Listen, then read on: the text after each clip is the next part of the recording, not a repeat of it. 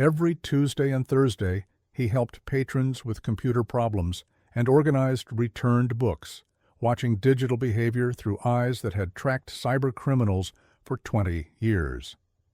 What the library visitors didn't know was that the helpful volunteer recognizing suspicious online activity had once been the FBI agent who shut down the largest online predator networks in federal history.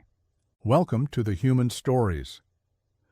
Before we begin this powerful story of digital vigilance and protecting the innocent, tell me in the comments, what city are you watching from today?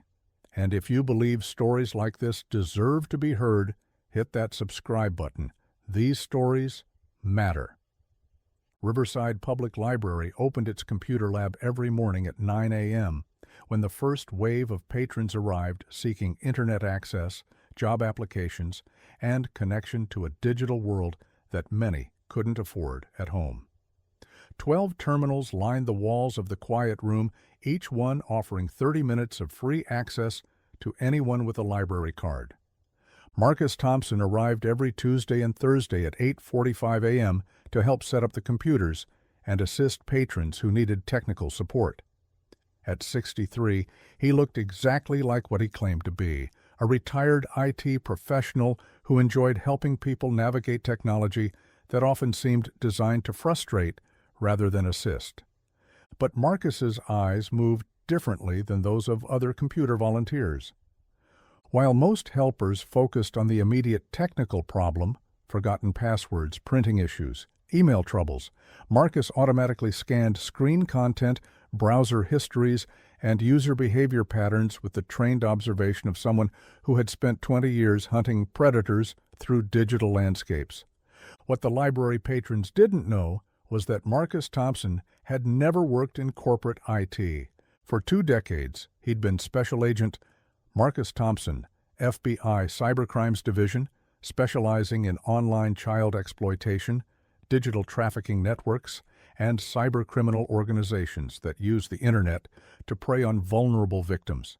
He'd infiltrated chat rooms, traced cryptocurrency transactions, and coordinated international operations that shut down networks spanning multiple continents. His retirement 3 years ago had been earned. His instinct for recognizing digital predatory behavior had been permanent. "Excuse me," said a woman in her 40s, approaching his desk with the frustrated expression of someone who had been fighting technology for too long. "I can't get my email to work, and I really need to check for job responses." "Of course," Marcus said, following her to Terminal 7. But as he helped her navigate her email settings, his peripheral vision was tracking the user at Terminal 3, a middle-aged man who had been researching genealogy for the past 20 minutes while actually browsing through social media profiles of children in a pattern that Marcus recognized immediately. "There you go," Marcus told the woman, having resolved her email problem. "You should be able to access everything normally now." But as she thanked him and began checking her messages, Marcus was already positioning himself to observe Terminal 3 more closely. What he saw over the next few minutes confirmed his suspicions and activated instincts that hadn't been used since his federal retirement.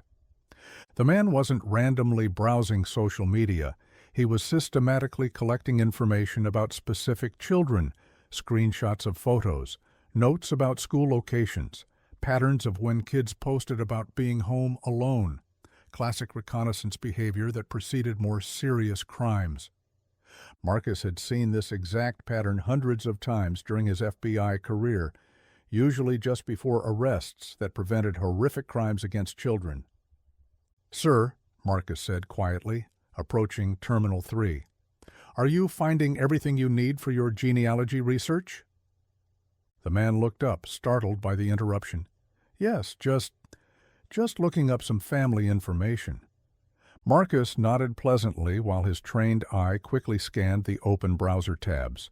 Social media profiles, mapping websites, showing school locations and search histories that had nothing to do with genealogy and everything to do with predatory targeting. "If you need help with genealogy databases, I'd be happy to show you some better resources," Marcus offered.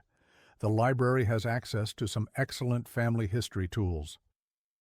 "No, that's okay," the man said, quickly closing browser windows. "I think I'm done for today." After the man left, Marcus did something he hadn't done since his official retirement. He documented everything he'd observed using skills that had been honed through thousands of cybercrime investigations. Browser history, search patterns, specific social media profiles that had been accessed, timing of activities, and most importantly, the behavioral indicators that distinguished casual internet use from deliberate predatory reconnaissance. That evening, Marcus made a phone call to a number he'd hoped never to use again. "FBI Cybercrimes Division, Agent Sarah Martinez speaking." "Sarah, this is Marcus Thompson."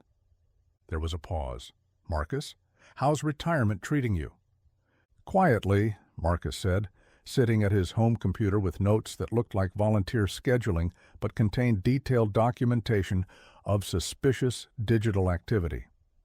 "Sarah, I need to report potential predatory behavior I observed at a public computer terminal." Agent Martinez had worked with Marcus for 6 years before his retirement. She knew that when Marcus Thompson called about potential predatory behavior, it was time to pay very serious attention. "What did you observe?" Marcus provided details with the precision that had made him legendary in the cybercrime division. User behavior patterns, specific websites accessed, targeting methodologies, and digital footprints that suggested systematic predatory planning rather than innocent internet browsing. "Marcus," Martinez said after he finished, "will need to coordinate with local authorities to review the library's system logs. Can you maintain observation without alerting potential suspects?" "Affirmative," Marcus said. "I'm there Tuesdays and Thursdays.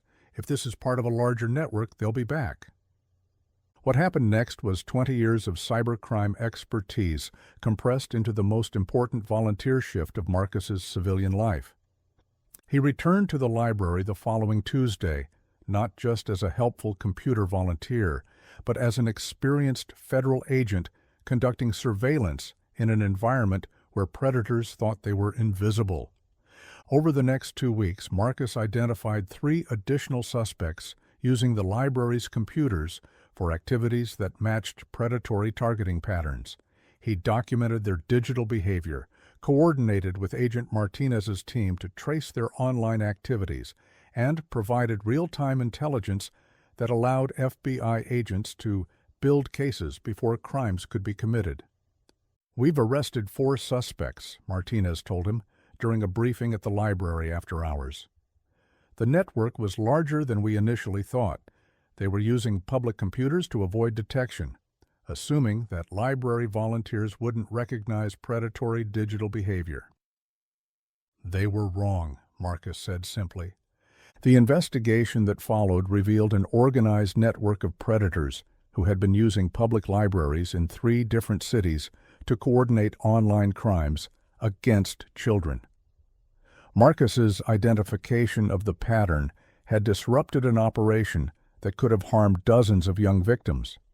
Local news covered the story as a major cybercrime bust by federal authorities, with no mention of the library volunteer who had recognized the digital signatures of predatory behavior, or the FBI retiree who had provided the expertise that made the arrests possible.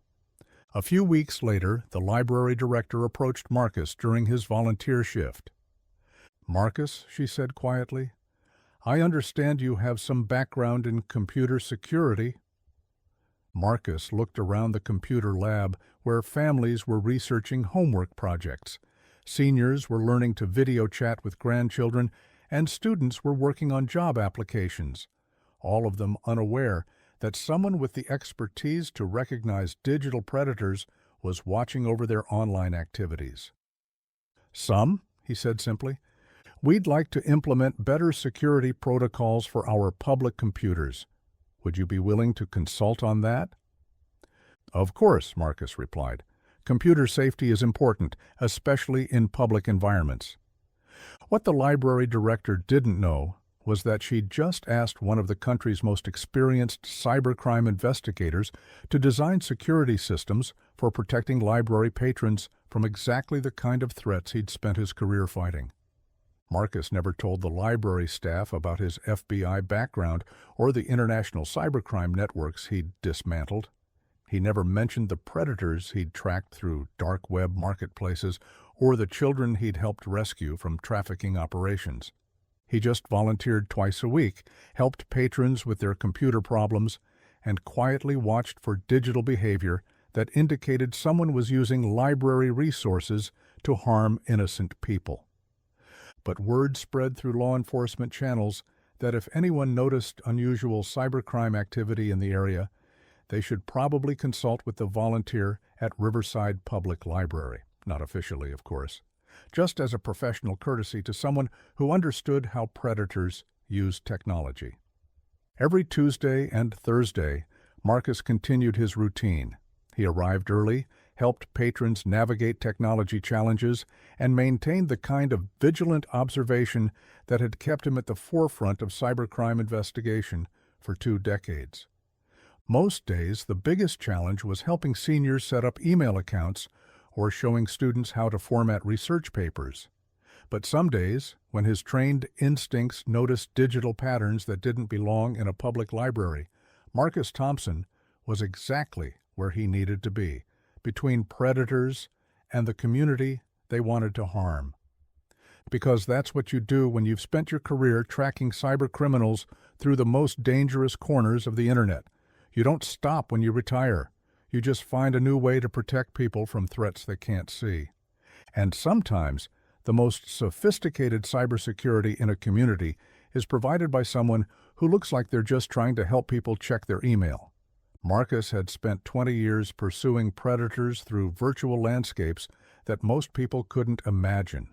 Now he spent his retirement ensuring that one public library remained a safe place for families to access information without being targeted by criminals who thought public computers were untraceable. The mission was the same. The technology was the same. The only difference was that now, instead of coordinating international task forces from FBI headquarters, he helped grandmothers video chat with their families while watching for digital signatures that indicated predatory behavior.